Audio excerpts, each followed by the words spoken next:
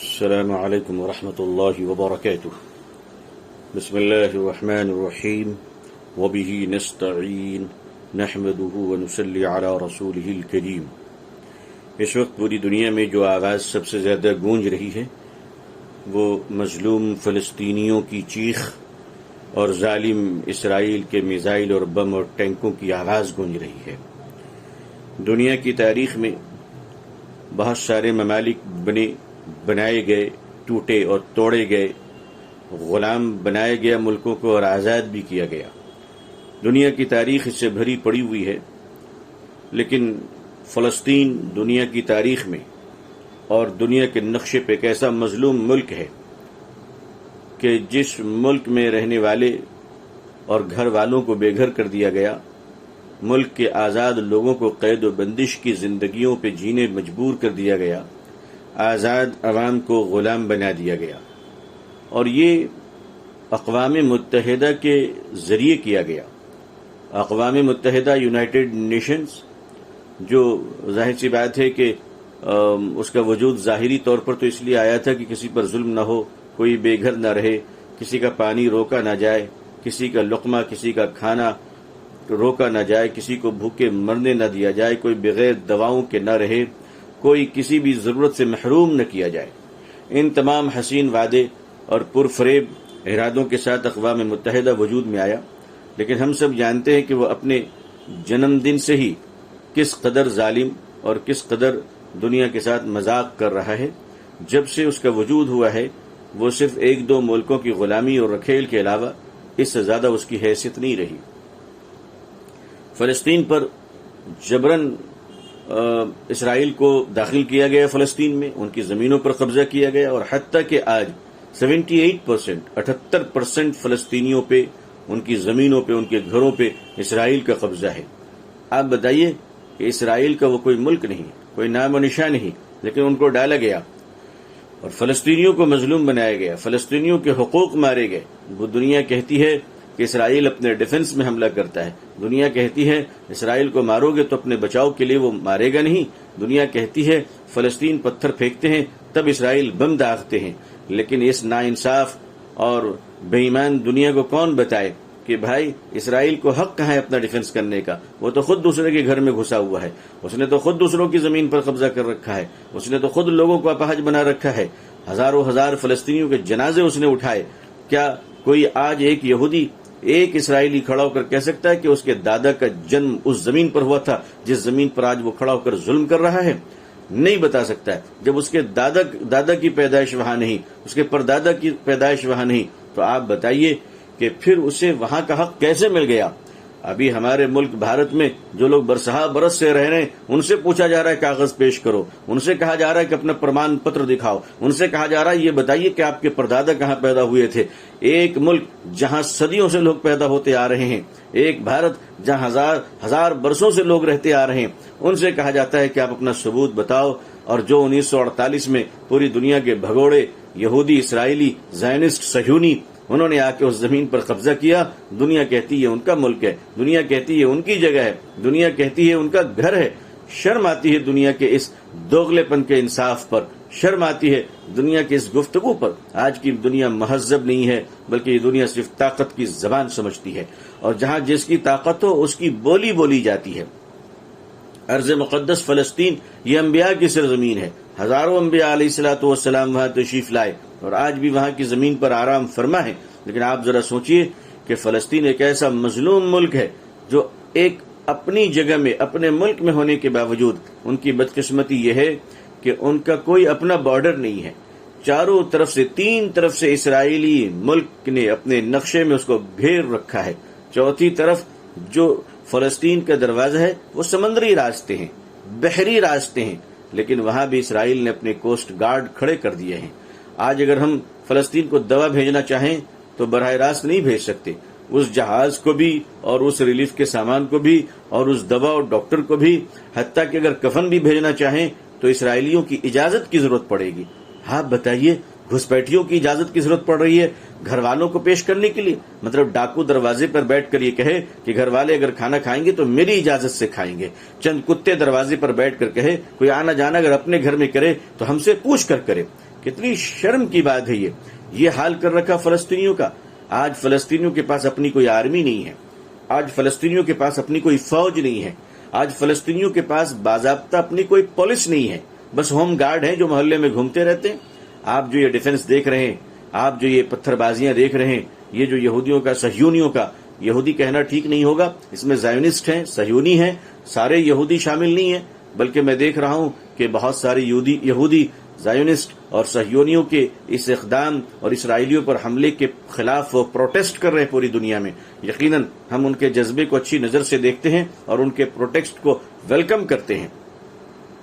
लेकिन आज अगर कुछ भी भेजना चाहें तो वो उनकी इजाजत की जरूरत पड़ती है। आज इस फलस्तीन के पास अपना कुछ भी नहीं। आप जो कुछ देख रहे हैं हमला करते हुए लोग, ये कॉमन लोग हैं, ये वो लोग हैं जिन्होंने थोड़ी बहुत ट्रेनिंग ले रखी है, या यूं कह लीजिए कि हालात ने उनको मुजाहिद बना दिया, यूं कह दीजिए कि परिस्थिति और समय ने उनको जीने मरने पर मजबूर कर दिया। आज फलस्तीनियों का अपना कोई मकान नहीं है, यानी वो जहां रहते हैं आप उनको डेरा कह सकते हैं, सराय कह सकते हैं, अपना मकान नहीं कह सकते। जब चाहे इसराइली फौज उसमें घुस जाए और माँ बहन की इज्जतों के साथ खेले, बच्चों को पकड़ के ले आए। ये अपने आप को ये लोग बहादुर कहते दुनिया की सबसे लेटेस्ट टेक्नोलॉजी इसराइल के पास है, सबसे बड़े बहादुर ये हैं, सबसे बड़ी ताकत इनके पास है। तो फिर लानत है, ये तो हमारे 6 साल के बच्चों से भी डरते हैं, एक मामूली बच्चे से भी घबराते हैं। आज पूरी फलस्तीनी कौम अपने घर में नहीं रह रही है, बल्कि जब से पैदा हुई है मौत तक ये जंग की पोजीशन में है और वॉर कंडीशन में है, वॉर मोड में है और मैदान जंग में है। जिस तरह अंग्रेजों ने भारत को गुलाम बनाया था, तो जो लोग अंग्रेजों पर अटैक करते थे, आप क्या उनको टेररिस्ट कहेंगे? आप क्या उनको अंग्रेजों को पोक करने वाला कहेंगे? आप क्या उन्हें अंग्रेजों पर हमला करने वाला कहेंगे? नहीं, बल्कि उनके भारत का स्वतंत्रता सेनानी, फ्रीडम फाइटर और भारत के सम्राट कहते हैं हम उसको, कि उन्होंने हमारे देश को आजाद कराया। तो भारत में अंग्रेजों से लड़ने वाले, क्योंकि अंग्रेज घुसपैठी थे, उनको कोई अधिकार नहीं था, मगर ये घुसपैठी अंग्रेज जिस तरीके से भारत को 100 साल में इन्होंने गुलाम बनाया, उसी तरीके से जब कमजोर हो गए तो इन्होंने सह्यूनी और ज़ायोनिस्ट को भेजकर फलस्तीनियों को गुलाम बनाया। ये हम भारतवासियों को दुनिया में सबसे ज्यादा ये बात समझनी चाहिए, क्योंकि हम लोग और हमारे पूर्वज और हमारे आबा अजदाद 100 साल गुलाम रहे हैं। लिहाजा इस मेंटालिटी को हमसे ज्यादा कौन समझ सकता है, इस जहनियत का अंदाजा हमसे ज्यादा कौन कर सकता है। आज ज़ायोनिस्ट जो हमला कर रहे हैं, इसराइल फलस्तीन के पास न आर्मी है, न पुलिस है, न डिफेंस, न कोई डिफेंस शेल है, न कोई डिफेंस मिनिस्ट्री है, न कोई डिफेंस टेक्नोलॉजीज हैं, बल्कि वो जो कुछ है उनके पास टूटे फूटे हाथ के पत्थर गुलेल, इस तरीके से वो बेचारे मुकाबला कर रहे हैं और पिछले 70-72 सालों से उनके टैंकों का जवाब पत्थरों से दे रहे हैं। यकीनन उन पर अल्लाह की मदद है, यकीनन वो जिंदा कौमें हैं, वरना ऐसे निहत्ते कौम तो 10 दिन भी जिंदा ना रहे, 10 दिनों में उनको मलिया मेट कर दिया जाए। लेकिन वो सच्ची कौम है, वाकईतन उनके पास विल पावर है, बिलाशुबा उन पर अल्लाह की रहमत है कि वो इतने हमले और इतने मिसाइल और इतने बम और इतने मिलिट्री अटैक होने के बावजूद वो अल्हम्दुलिल्लाह आज जिंदा हैं। आप सोचिए, अगर उनके बच्चों को दूध चाहिए तो दूध भी आजादी से नहीं मिलता, किसी मुल्क से दूध आएगा तो इसराइल उसको परमिशन देगा।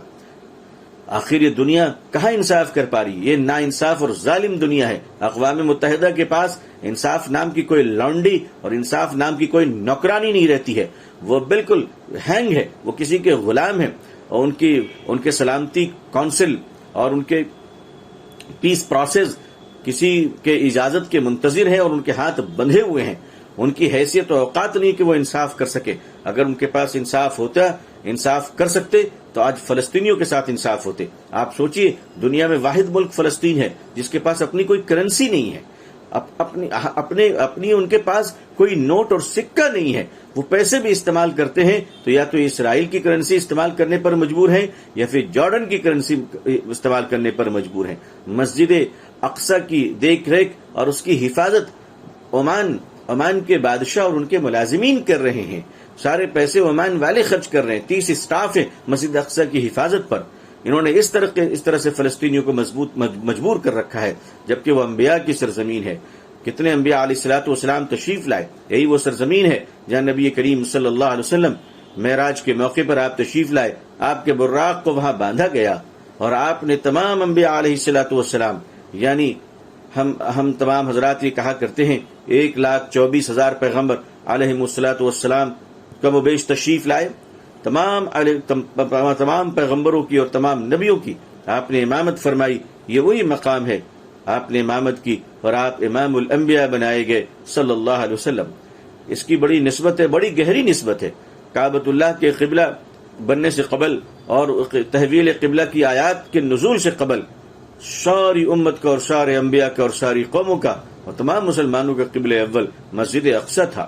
حضرت داؤد علیہ السلام، حضرت سلیمان علیہ السلام کی تبرکات محفوظ ہیں، اور ایک وقت آئے گا انشاءاللہ کہ وہ پھر آزاد ہوگا. حضرت عمر رضی اللہ تعالیٰ عنہ نے اپنے زمانے میں بیت المقدس کو اس خوش اسلوبی کے ساتھ آزاد کیا تھا کہ عیسائی راہبوں اور پادریوں نے مسجد اقصی کی چابی امن اور سلامتی اور محبت کے ساتھ آپ کے حوالے کر دی تھی. پھر دوسری بار حضرت صلاح الدین ایوبی علیہ الرحمہ جو کردستان کے تھے، کرغستان کے تھے، انہوں نے پھر مقابلہ کیا اور کچھ لڑائیاں کی. اللہ نے آپ کے ہاتھوں مسجد اقصی کو پھر آزاد کرایا. اب لگتا ہے وہ وقت آ رہا ہے کہ تیسری بار اس مسجد اقصی کو پھر آزاد کرانے کی نوبت آ رہی ہے. اللہ تعالی رحم کا، کرم کا معاملہ فرمائے. میں اس بات پر یقیناً خوش ہوں کہ سیز فائر ہو چکی ہے.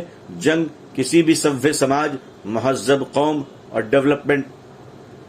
ڈیولپ کرنے والی دنیا کے لیے جنگ کوئی اچھی چیز نہیں ہے. وار کا مطلب تباہی، جنگ کا مطلب نقصان ہوتا ہے. فلسطینیوں کے بہت نقصان ہوئے، لیکن جو سیز فائر ہوئی ہے کل بروز جمعہ 21 مئی 2021 کو، بلا شبہ یہ ایک اچھا قدم ہے. جن ملکوں نے اس میں ساتھ دیا اللہ ان کو جزائے خیر دے. ہم جانتے ہیں کہ کئی مسلم ملکوں نے اس میں بہت اچھا رول ادا کیا ہے، یہ رول پلے کیا، ان کو کرنا بھی چاہیے. لیکن فلسطینیوں کو آزادی بھی ملنی چاہیے. وہ ایک ملک رکھتے ہیں اور ایک ملک کی حیثیت سے ان کے اپنے پوسٹل، ان کے اپنی کرنسی، ان کی اپنی ملٹری، ان کی اپنی آرمی ڈیفنس، یہ سب دنیا میں ان کو اجازت ملنی چاہیے. اگر ان کو یہ اجازت نہیں ملتی ہے تو ہزاروں سیز فائر کر لیے جائیں، یہ دنیا ظالم کہلائے گی، یہ دنیا بے ایمان کہلائے گی، اور اقوام متحدہ نا انصافی کا گڑھ کہلائے گا. میں اللہ سے دعا کرتا ہوں کہ اللہ تعالیٰ پوری دنیا میں امن و امان رکھے، اور اس وقت جو وبا چل پڑی ہے اس وبا سے اور اس مہاماری سے اللہ پوری دنیا کو نجات عطا فرمائے، اور اللہ تعالیٰ ہمارے بھارت میں امن و شانتی عطا فرمائے. یہاں رہنے والے ہندو بھائی، مسلمان بھائی، سبھی ذات برادری اور سبھی انسانیت کے درمیان بھائی چارگی اور پیار اور ایک دوسرے کی مدد کرنا اور ایک دوسرے کو آگے بڑھانا اور وکاس کی طرف چلنا اور ڈیولپمنٹ کرنا، ایک دوسرے کا سہیوگ کرنا، یہ جذبہ اللہ ہمارے اندر عطا فرمائے. اللہ تعالی ہم سب پر اپنے شان شان کرم فرمائے. اللہ ہم سب کو پوری دنیا میں اسلام کی عزت دیکھنا نصیب فرمائے. اللہ اقوام عالم اور اہل بھارت کے دلوں میں اسلام کے لیے اور مسلمانوں کے لیے اللہ جذبہ محبت اور احترام پیدا فرمائے. اللہ ہمیں اور آپ کو اور پوری امت مسلمہ کو عزت، عافیت، سلامتی، خیر، خوشحالی، تندرستی کے ساتھ اسلام پہ زندگی، ایمان پر خاتمہ نصیب فرمائے. والسلام علیکم ورحمۃ اللہ وبرکاتہ.